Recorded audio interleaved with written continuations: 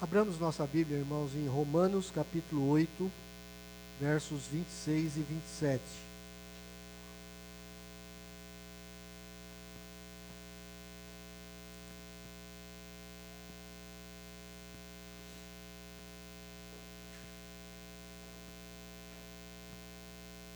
Romanos 8, versos 26 e 27. A intercessão do Espírito em nossa fraqueza.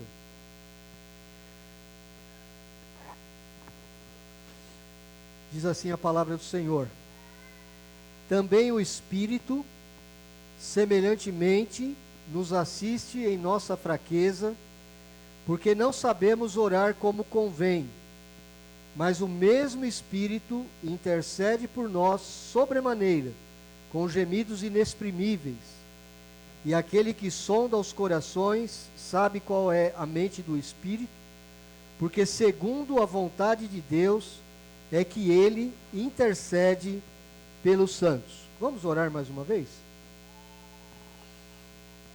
Ó Pai, nós te agradecemos pela tua palavra, pedimos nessa hora que o teu Espírito nos assista em nossa fraqueza. A mim, ó Deus, dá-me clareza, principalmente fidelidade à tua palavra, na exposição dela com fidelidade acima de tudo. E dá a cada um de nós um coração quebrantado pela tua graça e pelo poder do teu mesmo Espírito, para que esta palavra nos encoraje, nos console, nos conforte e nos capacite, ó Deus, a glorificar o teu nome em meio à nossa vida do dia a dia. É o que nós pedimos em nome de Jesus. Amém. Eu fiquei resfriado no feriado. Eu pensei que estava melhor, mas eu estou percebendo que a minha garganta está ficando ruim. Então, se eu falhar aí no meio do caminho, vocês não fiquem tristes comigo. Irmãos, nós falamos no domingo passado à noite, Romanos capítulo 8, o apóstolo Paulo, ele está respondendo algumas perguntas da igreja de Roma. As perguntas eram mais ou menos essas. Paulo, já que o Senhor Jesus nos conquistou uma salvação tão grandiosa, nos justificou pela graça por meio da fé, nós agora somos reconciliados com Deus, somos aproximados de Deus, temos esses privilégios que você nos relata constantemente, estão relatados principalmente nos primeiros 4 capítulos dessa maravilhosa carta. Por que ainda sofremos? Por que ainda passamos por tantas necessidades? Nós, como igreja em Roma, nós estamos passando por grandes tribulações. Aliás, era uma constante na maioria das igrejas do primeiro século, meus irmãos. Inclusive, eu desafio você, quando estiver lendo a maior parte das cartas do Novo Testamento, inclusive os evangelhos, vejam que é um contexto de grande provação para o povo de Deus. E aqueles irmãos de Roma estavam questionando Paulo, mas Paulo, como é que nós podemos ter certeza da vida eterna, já que nós estamos passando por todas essas dificuldades? O próprio apóstolo Paulo era um exemplo disso. E aqui no capítulo 8, ele está dando vários argumentos para que aqueles irmãos tenham essa convicção, essa certeza da vida eterna. Na semana passada, eu não tinha ideia de que eu estaria aqui neste domingo à noite. Eu falei com os irmãos sobre o plano de Deus, o plano que Deus estabeleceu de, mesmo em meio às nossas lutas, Deus nos preserva, Deus cuida de nós. Agora eu quero falar com os irmãos sobre um outro argumento que o apóstolo Paulo vai utilizar sobre as dificuldades que nós temos, inclusive, de orar quando passamos por tribulações, quando estamos passando por grandes dificuldades. Eu não sei se você teve essa experiência. O meu pai, meu falecido pai, ele brincava, ele era muito brincalhão, e ele falava assim, que às vezes a pessoa estava numa dúvida, né? Eu não sei se caso ou se compro uma bicicleta.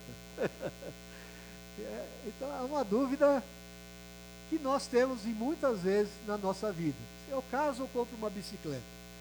Mas nós que já estamos um pouquinho mais velhinhos, nós já passamos por muitos momentos na nossa vida e que a gente fica pensando assim, é hora de casar, eu caso com essa mulher, onde eu vou morar, para onde eu vou, que igreja frequentar. Mas as coisas podem ser piores do que isso. Como o próprio apóstolo Paulo nos mostrou lá em 2 Coríntios. Eu estou com um espinho na carne, Senhor, e está doendo. E eu já pedi 3 vezes ao Senhor para que o Senhor me livre desse espinho. E o Senhor se vira para ele e diz, não vou livrar não, você vai continuar com o espinho, porque a minha graça te basta. Essa situação que nós vivemos, meus irmãos, que é a fraqueza de vivermos num mundo caído ainda, ela faz com que muitas vezes nós tenhamos essa dúvida, o que pedir? Como pedir?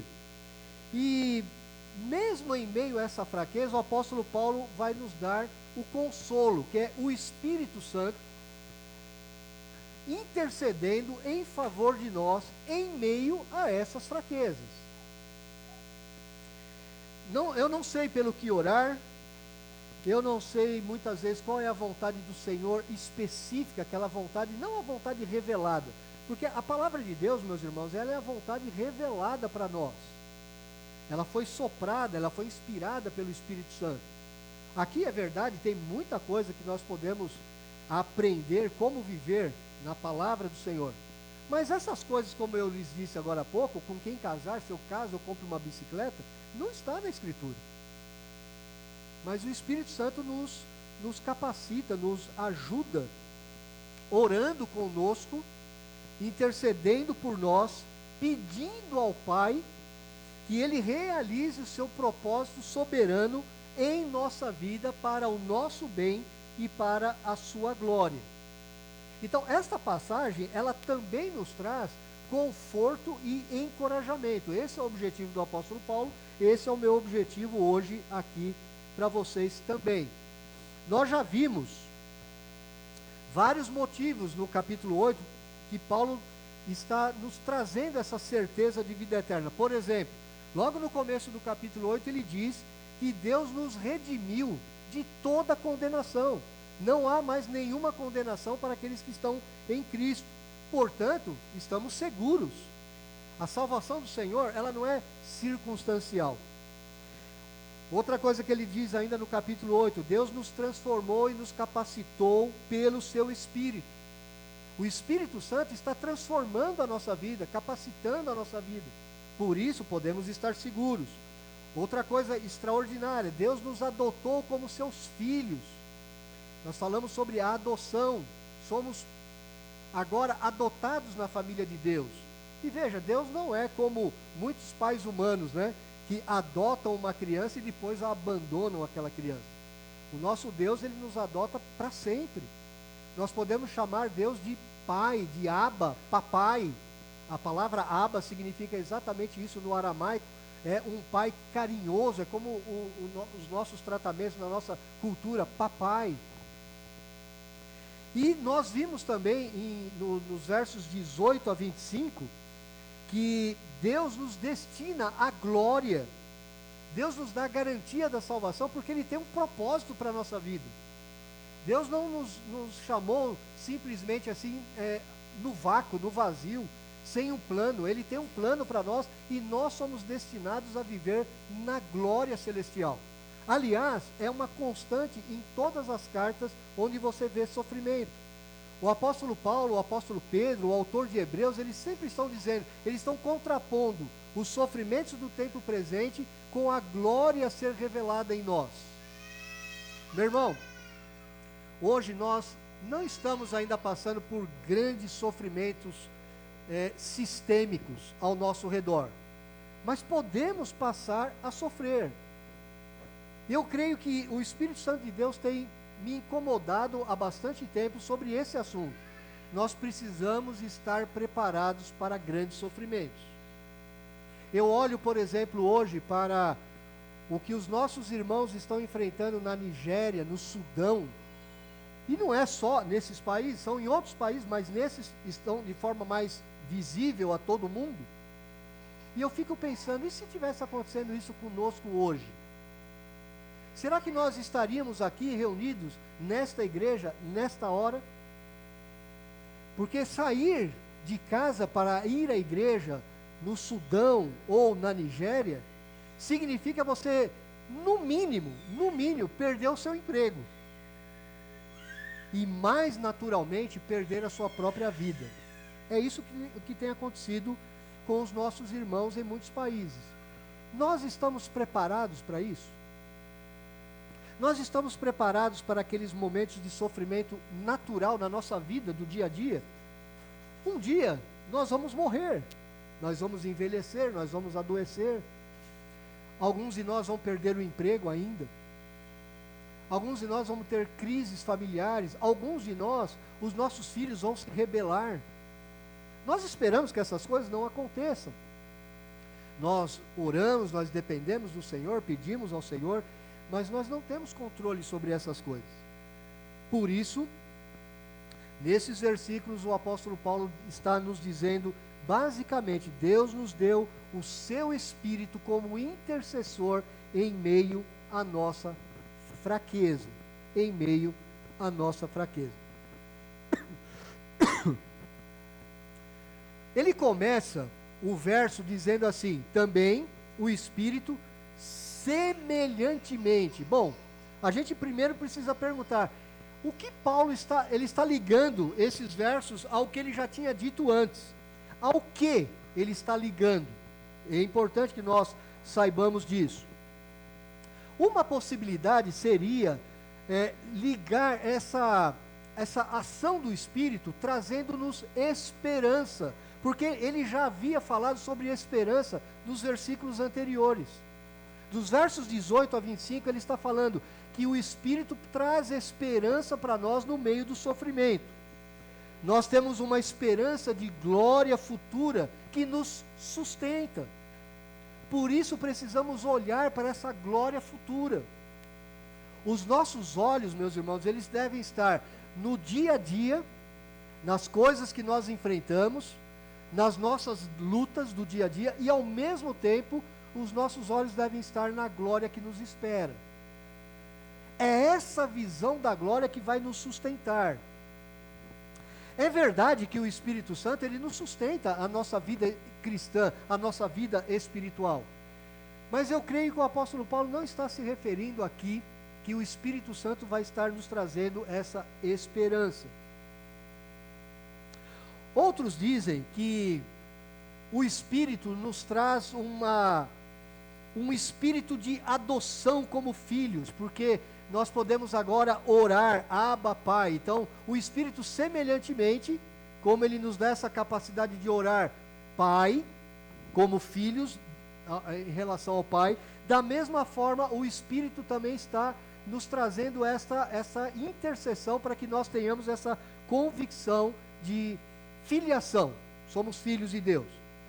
Mas há uma terceira possibilidade, e eu creio que essa é a mais coerente, está ligada à palavra gemer. Porque nessa passagem, em volta dos versículos 26 e 27, principalmente dos versos 18 até o verso 25, ele já havia falado de dois gemidos. O gemido da criação, aguardando a manifestação dos filhos de Deus, e o gemido do próprio crente, aguardando a redenção completa da nossa vida. Porque veja, irmãos, nós somos salvos. Nós temos a nossa salvação garantida. Há um outro aspecto que a Bíblia diz que nós estamos sendo salvos. Quando o Espírito Santo está nos santificando, nos separando da presença do pecado. E há um aspecto em que nós seremos salvos. Quando o Senhor Jesus voltar, nós estaremos ressuscitados, nós estaremos glorificados e não haverá mais a presença do pecado em nossa vida. É disso que o apóstolo Paulo está falando. Nós devemos olhar para esse momento, onde a glória do Senhor nos alcançará de forma definitiva. É claro que o apóstolo Paulo pode estar, inclusive, falando de uma combinação de todas essas coisas aqui. O Espírito semelhantemente nos assiste em nossa fraqueza, porque ele vai orar por nós com gemidos. isso é bem diferente. Você não encontra essa expressão em nenhum outro lugar da Escritura. Você encontra pessoas gemendo, você encontra o povo de Israel gemendo na antiguidade, você encontra a natureza, a criação inanimada gemendo pela manifestação da glória dos filhos de Deus, mas você nunca vai encontrar o próprio Espírito do Deus vivo gemendo em nosso favor. É como se o Espírito Santo estivesse se identificando conosco, na nossa fraqueza. Gememos frequentemente em oração a Deus, é verdade. Nesse tempo entre a nossa salvação presente e a nossa glorificação futura, da mesma forma, o Espírito Santo que habita em nós, como crentes, ele geme conosco. Ele ora ao Pai em gemidos sem palavras, que é o que significa a palavra inexprimível. Isso é o que significa da mesma forma. Assim como nós, a criação geme, assim como nós gememos por sermos revestidos desse corpo mortal que enfraquecido, nós queremos ser revestidos da glória, assim também o Espírito intercede por nós com gemidos inexprimíveis. Nós vamos examinar esta obra do Espírito, declarando que essa obra do Espírito, de forma geral, na primeira parte do versículo 26, falando dessa intercessão, e depois, especificamente, nos outros versículos, nós vamos, no versículo, parte do 26 e do 27, a característica dessa intercessão do Espírito. O Espírito vem em nosso auxílio, ele nos ajuda em nossa fraqueza. Agora, irmãos, nós precisamos primeiro estar conscientes que nós temos uma fraqueza. O Senhor Jesus, ele batia muito firme nos seus interlocutores, aqueles que chegavam a questioná-lo, por causa do orgulho, da vaidade, da pretensa autonomia. E se há uma coisa que nos afasta da comunhão com Deus, é aquela tentação que nós temos no coração de nos acharmos autossuficientes, de acharmos que nós não somos tão fracos assim.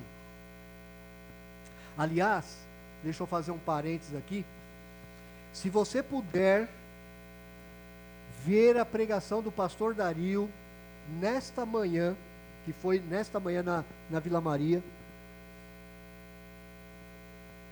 você tem gravado isso, você pode ver pelo YouTube novamente. Eu recomendo que você veja. Foi uma pregação extraordinária. Fechando o parênteses aqui, nós precisamos entender que nós não temos força espiritual. Nós ainda vivemos em corpos não redimidos. Nós ainda lutamos contra o pecado. Hebreus capítulo 4, versículo 15, ele diz assim: porque não temos sumo sacerdote que não possa compadecer-se das nossas fraquezas. Ele está falando a respeito do Senhor Jesus, que é alguém que também intercede por nós junto ao Pai. Antes foi ele tentado em todas as coisas, a nossa semelhança, mas sem pecado. Então, o que está incluso nessa nossa fraqueza espiritual? A nossa falta de discernimento espiritual. A nossa falta de discernimento da vontade de Deus. Qual é a vontade de Deus para a nossa vida? Por isso, muitas vezes, nós não sabemos pelo que orar. Não sabemos porque a nossa condição humana é uma condição fraca. Nós estamos aprisionados nessa carne, ou como o apóstolo Paulo usa a expressão, o corpo do pecado, na nossa fraqueza. Por isso, ele está dizendo que o Espírito nos ajuda ou nos assiste em nossa fraqueza. Esta é uma palavra interessante na língua grega. Ela está, claro, na tradução ela usa só a expressão nos assiste, mas ela significa uma coisa bem interessante. Essa palavra significa, olha, é alguém que vem em teu auxílio para carregar um fardo em nome de outro. É como se eu estivesse chegando para você e falando assim: olha, eu posso carregar o peso junto com você? O teu peso está grande demais. É isso que significa a palavra assiste, prestar assistência, vir em auxílio, carregar o fardo em nome do outro, no lugar do outro. É isso que o apóstolo Paulo está falando, que o Espírito faz por nós. Essa palavra, ela vai aparecer em Êxodo, capítulo 18, verso 22, quando Moisés está recebendo conselhos para que ele possa ter alívio nas suas atribuições. Moisés está super sobrecarregado ao dirigir o povo ali naquela travessia do deserto. Então diz assim a palavra do Senhor em Êxodo 18: para que julguem este povo em todo o tempo. Ou seja, Deus havia dado para Moisés a seguinte atribuição: convoque outros homens para que eles possam ser juízes junto com você, Moisés, porque você não vai aguentar o fardo, você não vai aguentar o peso. Toda causa grave trarão a você, mas toda causa pequena eles mesmos julgarão. Será assim mais fácil para ti, e eles levarão a carga contigo. A mesma palavra, quando o texto hebraico é traduzido para o grego, significa o assiste do Espírito Santo. Então o que o Espírito faz por nós, ele carrega a nossa carga. Você lembra daquela passagem aquela conversa entre Marta e Maria? Marta agitava-se de um lado para outro, ela estava ocupada em muitos serviços. Então ela se aproximou de Jesus e disse: Senhor, não te importes que a minha irmã Maria deixe que eu fique aqui a servir sozinha? Ordena-lhe, pois, que venha ajudar-me, venha assistir-me. É a mesma palavra. Ou seja, o que o Espírito faz por nós, intercedendo por nós, é carregar o peso que nós não podemos carregar. E nós temos que ter humildade suficiente, irmãos, para dizer: Deus, eu não posso, eu não consigo. Eu não sei se já brinquei com vocês aqui sobre isso, mas tenho feito isso na Vila Maria com alguns pequenos grupos também. Se eu perguntar para você agora, nesse instante, o seu coração está batendo? Está batendo? Você está respirando? Agora eu te pergunto, você tem algum controle sobre isso? Você está fazendo o seu coração bater? Você está controlando a sua respiração? Não está. A vida que nós temos, meus irmãos, é concedida por Deus. Nós somos seres contingentes. Nós dependemos absolutamente de Deus para tudo. Mas o pecado que enraizou em nosso coração humano nos tenta fazer acreditar que nós podemos controlar alguma coisa. O nosso coração pecaminoso diz para nós o tempo todo: você pode, você é autossuficiente. Você pode controlar o coração da sua esposa, do seu marido, dos seus filhos, do seu patrão, do seu empregado. Você pode controlar as circunstâncias. Nós não podemos. Não podemos. Porque nós não controlamos nem o básico. A nossa vida orgânica agora aqui, não somos nós que estamos controlando. Nós não estamos fazendo nada para que nós estejamos aqui vivos nessa hora. Se nós não controlamos nem o básico, nós queremos controlar mais o quê? Então, se você não tiver consciência da tua fraqueza, esse texto não vai significar muita coisa para você.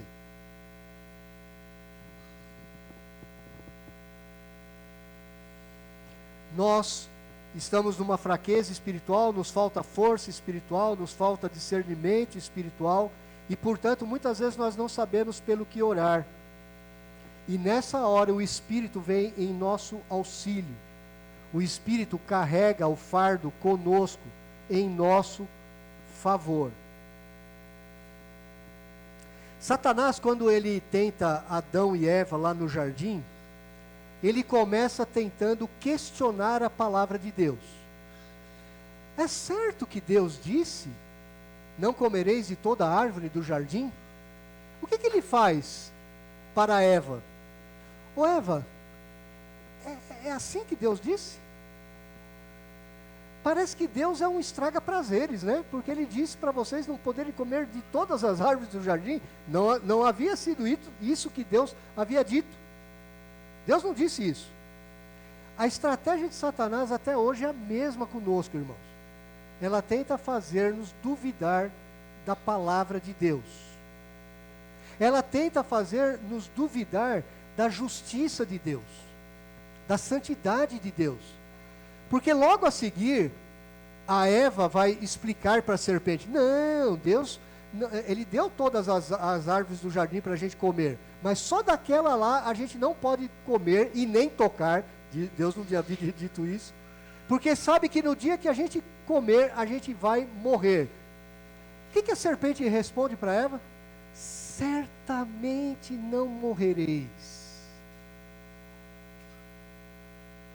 Satanás tem feito isso, a mesma coisa hoje, com outra roupagem. Olha, Deus disse que se você fizer isso, vai acontecer isso. Não dê muita bola para isso não. Você talvez seja um crente especial. Você talvez seja uma pessoa que Deus separou, Ele não vai trazer juízo sobre você. Não é assim que funciona.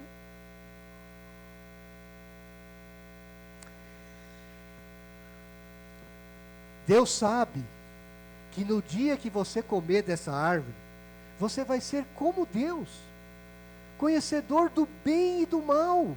Olha que proposta interessante. Se você ser como Deus, Deus deixa de ser Deus, porque Deus só existe um. E se você for conhecedor do bem e do mal e você ser como Deus, o que significa isso? Eu tenho agora a autonomia para decidir a minha vida. A estratégia de Satanás é a mesma. Autossuficiência. Você é autossuficiente, você é lei para você mesmo, você é autônomo, você é lei para si mesmo. Você pode dirigir a sua vida, não precisa depender de Deus. Por isso que o Espírito Santo precisa vir nos socorrer em nossas fraquezas. O versículo 31 desse mesmo capítulo, eu peço para que você dê uma olhadinha nele, ele já nos diz assim: que diremos, pois, à vista dessas coisas? Se Deus é por nós, quem será contra nós? Ou seja, o Deus Pai está conosco. O versículo 39, olha o que ele diz: nem a altura, nem a profundidade, nem qualquer outra criatura poderá separar-nos do amor de Deus que está em Cristo Jesus, o nosso Senhor. Os versos 34 e 35, volte um pouquinho mais, ele diz: quem os condenará? É Cristo Jesus quem morreu, ou antes quem ressuscitou, o qual está à direita de Deus e também intercede por nós. Quem nos separará do amor de Cristo? Será tribulação, angústia, perseguição, fome, nudez, ou perigo, ou espada? Veja, o contexto aqui é de sofrimento. E o apóstolo Paulo está dizendo, a própria Trindade está lutando por nós. O Pai está conosco. Ele diz que Ele nos ama. O Filho nos ama, o Filho intercede por nós. O Espírito também está conosco, e Ele vem em nosso auxílio, e Ele carrega o nosso fardo em nossa fraqueza. Mas para isso, irmão, você precisa entender a nossa fraqueza. Nós somos fracos. Nós dependemos de Deus continuamente, para tudo.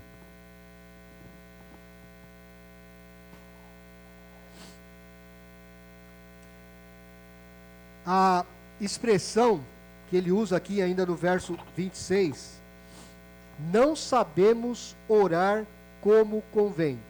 Nós não sabemos orar como convém, por isso, por causa das nossas fraquezas, nós precisamos que o Espírito esteja nos socorrendo. Essa expressão aqui, irmãos, é uma expressão muito interessante. Na língua grega é mais claro isso do que no nosso português. Porque a palavra, ela não está dizendo que nós não sabemos as técnicas de oração. Ela não está falando de estilo de oração. Você não deve se enganar com isso. Olha, aquele irmão, ele é mais experiente, ele tem uma oração mais consagrada, mais espiritual, mais longa, mais bem elaborada. O apóstolo Paulo não está falando sobre isso, de forma nenhuma. Ele não está falando desta abordagem da oração. Ele está falando, na verdade, sobre conteúdo. Nós não sabemos pelo que orar. E veja, o apóstolo Paulo teve essa dificuldade. Moisés teve essa dificuldade. Veja, o apóstolo Paulo, quando ele escreve Corinto, ele já é crente há pelo menos uns 30 anos, ele é apóstolo. E ele mesmo disse assim para nós, agora em Romanos, olha, nós sabemos, ele está se colocando junto conosco aqui, nós não sabemos orar como convém. O apóstolo Paulo está se identificando conosco. É verdade que em muitas coisas nós sabemos pelo que orar. Por exemplo, o próprio Senhor Jesus, ele nos ensina a orar no Pai Nosso. Quando, por exemplo, em Mateus 6, ele diz assim, tu, porém, quando orares, entra no teu quarto, fechada a porta, orarás a teu pai que está em secreto, e teu pai que vem em secreto te recompensará. Em 1 Timóteo capítulo 2, o apóstolo Paulo, o mesmo Paulo, vai dizer que nós devemos orar por todas as pessoas, pelos nossos líderes políticos. Nós devemos orar por todos aqueles investidos de autoridade. Veja, algumas coisas nós sabemos pelo que orar, mas em outros momentos nós não sabemos pelo que orar. Nós não sabemos muitas vezes, inclusive, das nossas necessidades espirituais. Por isso, muitas vezes nós devemos orar ao final das nossas orações, Senhor, eu pedi aqui um monte de coisa, mas eu quero pedir que o Senhor faça a tua vontade. Quando Paulo fala sobre não saber como orar, ele está falando, por exemplo, quando nós pensamos que sabemos pelo que orar, mas nós não sabemos. Moisés passou por isso. Deuteronômio capítulo 3, versos 23 a 26. Veja a experiência do grande libertador de Israel, Moisés. Ele diz assim, também eu, nesse tempo, implorei graça ao Senhor, dizendo, ó Senhor Deus, passaste a mostrar ao teu servo a tua grandeza e a tua poderosa mão. Porque que Deus há nos céus ou na terra, que possa fazer segundo as tuas obras, segundo os teus poderosos feitos? Rogo-te que me deixes passar, para que eu veja esta boa terra que está da além do Jordão, esta boa região montanhosa e o Líbano. Porém, o Senhor indignou-se muito contra mim, por vossa causa, e não me ouviu. Antes me diste, basta, não me fales mais nisto. Moisés estava pedindo algo que ele tinha certeza que era bom para ele, era bom para Israel. E Deus disse para ele, pare de me pedir isso. Chega, não me importune mais, não me fales mais nisto. Interessante. Há momentos que nós pensamos que sabemos o que Deus deveria fazer. Nós pedimos para Ele, para que Ele faça, e na verdade é a coisa errada. Algumas pessoas que seguiam ao Senhor Jesus Cristo, eles estavam falando assim para o Senhor, Senhor, nós te seguiremos por onde fores. O Senhor Jesus se virou para eles e disse assim, vocês não sabem o que vocês estão pedindo. Em Mateus 20, verso 22, ele diz, mas Jesus respondeu não sabeis o que pedis. Podeis vós beber o cálice que eu estou para beber? E eles responderam: podemos. O cálice ali era a ira de Deus na cruz. E os seguidores de Jesus estavam falando para ele: não, nós vamos te seguir por onde você for. Se o Senhor subir naquela cruz, a gente vai junto. Não vai não. Meus irmãos, nós muitas vezes oramos de forma tola, porque nós não enxergamos a nossa fraqueza. Nós nos achamos super-heróis. Pedimos coisas a Deus que nós julgamos que Deus vai nos dar e Ele não vai nos dar. Tiago capítulo 4, verso 3 nos diz: pedis e não recebeis, porque pedis mal, para esbanjardes em vossos prazeres. Às vezes nós pedimos coisas a Deus, nós falamos: não, isso eu tenho certeza que Deus vai me dar isso. Olha, com isso aqui eu vou servir ao Senhor, com isso aqui eu vou fazer grandes coisas, eu vou glorificar o nome de Deus. Isso vai ser bom para mim, para minha família, para os meus filhos. E a palavra de Deus diz para nós: muitas vezes nós estamos pedindo coisas para esbanjar nos nossos próprios prazeres. Nós não sabemos o que pedir. Mas há outras vezes em que nós verdadeiramente não sabemos mesmo o que pedir. Nós não temos ideia. Nós ficamos perdidos. Nós não sabemos nem pelo que orar. Por isso, o Espírito intercede por nós. Outro aspecto dessa passagem, meus irmãos, ele fala de quem é esse intercessor. Um pouquinho sobre o Espírito. Ele é o nosso intercessor. Veja que ele diz aqui que é o próprio Espírito, o mesmo Espírito, intercede por nós com gemidos inexprimíveis. Veja, não é falar em línguas como os nossos queridos irmãos pentecostais querem fazer-nos acreditar aqui. Ele não está falando sobre orar em línguas aqui. Porque na verdade o autor ou aquele que está exercendo a ação é o próprio Espírito, não somos nós. É o Espírito que está orando por nós com gemidos que não têm expressão audível nenhuma, ou seja, sem palavras. Mesmo que nós estivéssemos pensando, erradamente é claro, que isso aqui estivesse se referindo a dom de línguas, nós sabemos que os dons de línguas estrangeiras foram dons que o Espírito Santo deu a alguns irmãos em um determinado período específico que está lá em 1 Coríntios 12 a 14. E não eram para todos os crentes, era para um grupo de crentes. E aqui o que o apóstolo Paulo está falando é para todos nós, para cada crente que está aqui.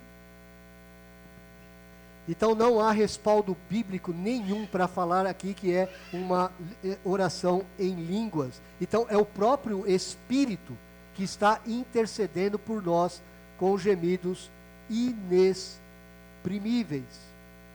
Meus irmãos, agora pense, quando você está passando por alguma dificuldade e você pede para que as pessoas orem por você. É bom saber, né? Que nós temos pessoas que estão orando por nós, pelas nossas necessidades, pessoas que te amam, pessoas que estão preocupadas com a sua vida. Agora, meus irmãos, é melhor ainda saber que o Espírito Santo de Deus está intercedendo por nós diuturnamente, constantemente. Porque mesmo nós falhamos na nossa intercessão, mas nós podemos ter certeza, o Espírito não falha. O Espírito, ele está o tempo todo intercedendo por nós. O próprio Espírito, o mesmo Espírito, intercede por nós. Significa que ele intervém em nosso favor. Ele suplica benefícios em nosso favor. Isso é maravilhoso você saber disso. A Trindade está trabalhando para trabalhar em nós, para fazer-nos crescer, para o nosso bem. E como eu disse na semana passada, o nosso problema é que nós confundimos o nosso bem com o bem de Deus para nós. Nós achamos que para nós o bem é a ausência de problemas. E para Deus, o bem para nós é nos fazer ser parecidos com o Senhor Jesus Cristo. Essa expressão, inclusive, ele intercede por nós. O verbo grego aqui significa que ele está o tempo todo suplicando a Deus em nosso favor. O Espírito Santo é aquele que está intercedendo por você. O Espírito Santo tem uma preocupação profunda com você. Essa palavra gemido é uma palavra forte. É uma palavra que no original significa uma expressão com muita tensão, com muito estresse, com muito coração. Essa palavra ela vai aparecer em Êxodo, capítulo 2, quando o povo de Israel está passando por um grande sofrimento e clama ao Senhor. Veja, decorridos muitos dias, morreu o rei do Egito, os filhos de Israel gemiam sob a servidão, e por causa dela clamaram, e o seu clamor subiu a Deus. Ouvindo Deus o seu gemido, lembrou-se da sua aliança com Abraão, com Isaque e com Jacó. Então o que o Espírito está fazendo é algo grave, é algo tenso, é algo importante, não é uma simples oração intercessória. Ele sabe da nossa necessidade, ele sabe da nossa fraqueza. Essa preocupação do Espírito conosco, ela é tão profunda que ela não usa palavra nenhuma. O próprio Espírito sabe qual é a vontade do Pai. O Pai sabe qual é a mente do Espírito. Por isso eles não precisam de palavras. Não há necessidade de comunicar através de palavras. John MacArthur, já falecido, ele diz assim, ele diz que essas são articulações divinas dentro da triunidade, que não podem ser expressas em palavras, mas que carregam apelos profundos pelo bem-estar de todo crente. Pense sobre isso por um momento. O próprio Deus triuno está pensando no teu bem, meu irmão. O Espírito Santo está clamando pelo teu bem. E veja, não é só pelo bem da igreja, é pelo bem de você, pessoalmente. É de cada um de nós. É do Eduardo, é da Camila, é da Lidiane, é da minha mãe, é do Felipe. O Espírito faz isso por cada um de nós. Ele nos conhece individualmente. Essa comunicação que o Espírito transmite ao Pai é sobre indivíduos, sobre mim e sobre você. Agora nós vamos ver um pouco sobre a eficácia dessa oração do Espírito. Por que essa oração, essa intercessão do Espírito, ela é eficaz? Primeiro, porque Deus conhece o nosso coração. Veja o que o verso 27 diz. E aquele que sonda os corações, esse sondar é ir profundo no nosso mais íntimo interior. A palavra de Deus diz em Jeremias 17, que o nosso coração, ele é enganoso, ele é corrupto mais do que todas as coisas. Quem o conhecerá? Nós não conhecemos o nosso coração, nós não conhecemos o nosso mais íntimo do nosso ser, nós não conhecemos. Mas o Senhor Deus conhece. O Senhor conhece profundamente o coração. Ele sonda, Ele vai lá no nosso interior. Ele sabe das nossas necessidades mais do que nós mesmos sabemos. Ele sonda o nosso coração. E portanto Ele sabe das nossas necessidades. Ele conhece o nosso interior melhor do que nós mesmos. O Salmo 44, verso 21 nos diz: porventura não teria atinado Deus, Ele que conhece os segredos dos corações. A Bíblia o tempo todo fala que nós temos segredos nos nossos corações. Nós temos traumas, pessoas que passaram por traumas variados, pessoas que foram abusadas, pessoas que tiveram famílias disfuncionais, pessoas que passaram por graves crises em suas vidas desde criança. Elas têm coisas dentro do coração que elas nem mesmo sabem, não conhecem. Mas o Senhor Deus conhece. Eis, eu, o Senhor, diz em Jeremias 17:10, eu esquadrinho o coração, eu provo os pensamentos, e isso para dar a cada um segundo o seu proceder, segundo o fruto das suas ações.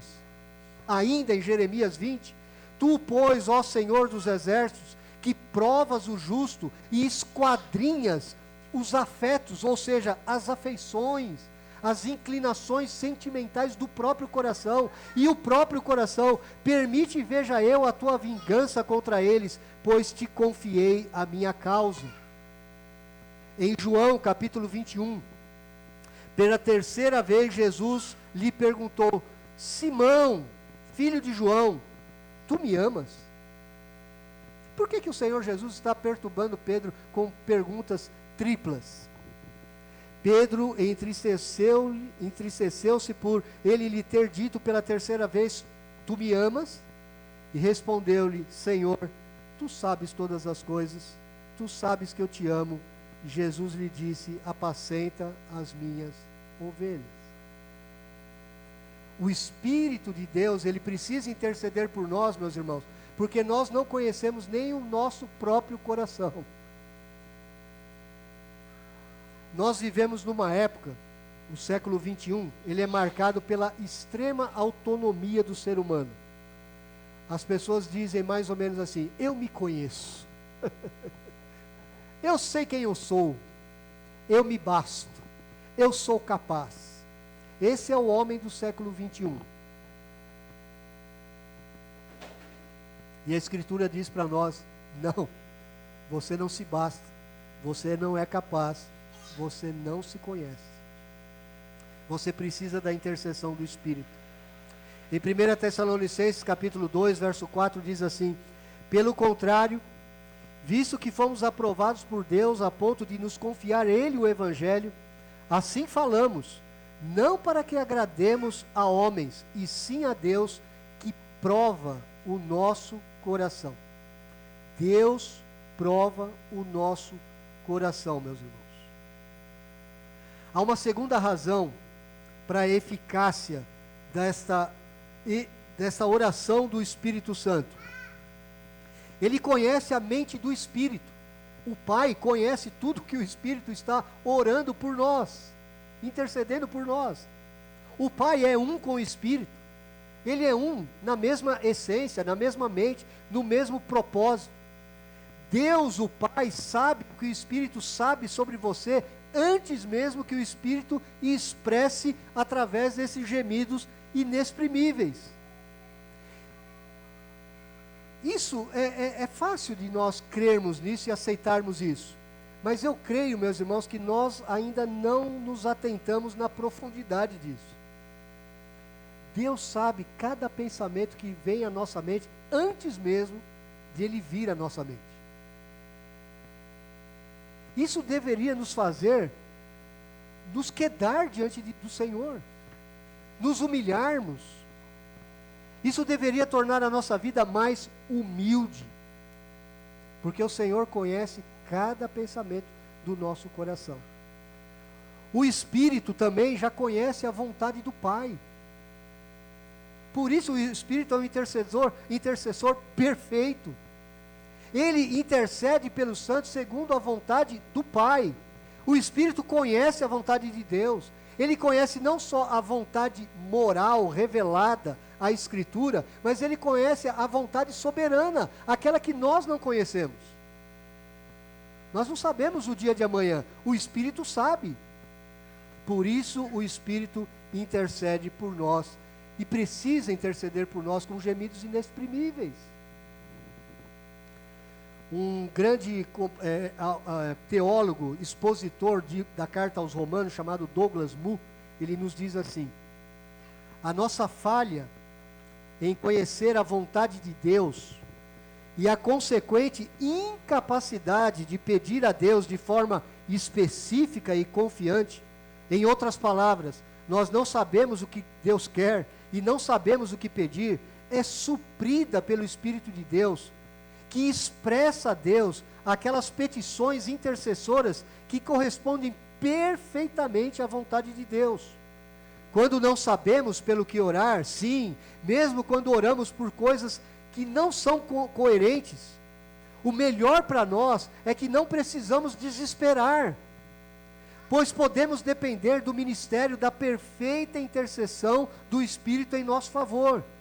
Você está orando e o Espírito está orando, e ele está orando de acordo com a vontade de Deus.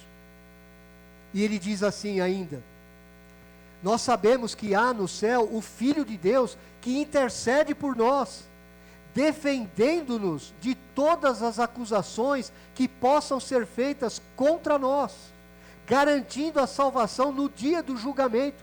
É o que o verso 34 nos diz, nós já passamos por ali. Ou seja, o Senhor Jesus, ele é o nosso advogado junto ao Pai. Se muitas vezes os seus próprios pecados e os seus inimigos acusam você, o Senhor Jesus Cristo é o nosso advogado, intercedendo por nós diante do Pai. Juridicamente, o Senhor Jesus é o nosso advogado perfeito. Mas também há um intercessor, não só lá nos céus, há um intercessor dentro do nosso coração, o Espírito de Deus, que louva ao Pai em nosso nome, em nosso favor, em meio às dificuldades e às incertezas da nossa vida aqui na terra. Você não está sozinho, você tem um ajudador. Você tem um ajudador no seu coração, alguém que carrega o fardo com você, quando você geme sobre várias circunstâncias, quando você geme sobre a sua fraqueza como ser humano, quando você geme, o Espírito Santo geme também sobre o seu pecado. Ele toma as nossas orações, ele as aperfeiçoa, ele ora o que você deveria estar orando a Deus. O nosso Deus é maravilhoso, meu irmão. Ele nos salva de forma completa. E o Pai sempre ouve, e o Pai sempre responde. Concluindo, se você está em Cristo, não precisa se angustiar com todas as dificuldades que você encontra nessa vida, não. Você não precisa se angustiar com a sua fraqueza humana, não. Você não precisa se angustiar nem mesmo com a sua luta diária, constante e implacável contra o pecado. Não desanime. Você precisa continuar nessa luta. Você precisa fazer morrer o pecado em você mesmo. Como aprendemos, mas não precisa se angustiar com isso. O próprio Espírito de Deus está constantemente ajudando você nesse tempo de fraqueza, nessa vida de fraqueza. Ele sabe exatamente do que você precisa. Ele sabe o que o Pai quer para você. Ele está constantemente pedindo ao Pai para fazer isso. Ele, o Espírito Santo e o Pai têm a mesma mente, o mesmo propósito em relação a tudo o que diz respeito a você e a sua vida. A questão toda, meu irmão, é: se o Espírito e o Pai estão em perfeita concordância sobre o que deve acontecer com você e em sua vida, não há como você não chegar ao final. Não há como você não conseguir. Ele vai te sustentar firmemente. Essa é a promessa da palavra de Deus para a nossa vida. Eu termino com a doxologia de Judas, quando ele diz assim: ora, aquele que é poderoso para vos guardar de tropeços e para vos apresentar com exultação, imaculados, ou seja, sem mancha alguma, diante da sua glória, ao único Deus, nosso Salvador, mediante Jesus Cristo, nosso Senhor, glória, majestade, império e soberania, antes de todas as eras, e agora e por todos os séculos. Amém. Esse é o nosso Deus, irmãos. Essa é a intercessão do Espírito em meio a nossa fraqueza. Não se desanime, se encoraje. Se o Espírito está intercedendo por você, você não pode perder a sua salvação. Você deve se fortalecer no Senhor. Vamos cantar o hino 340, nos preparando para a ceia do Senhor, para esse momento de comunhão espiritual com o próprio Senhor e uns com os outros, cantando o hino 340. Hino 340.